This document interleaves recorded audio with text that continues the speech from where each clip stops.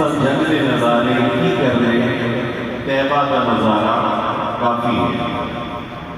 मेरे उस्ताद गिरामी हज़रत सैयद हुज़ूर वलैन रहमतुल्लाह अलैह, आपने एक शेर कहा था, बल्कि उन लोगों को मशवरा दिया था जो दुनिया और कई मुल्कों की सैर के लिए जाते थे। उन्होंने कहा कि मेरी माँ ने तो कभी शहर मदीना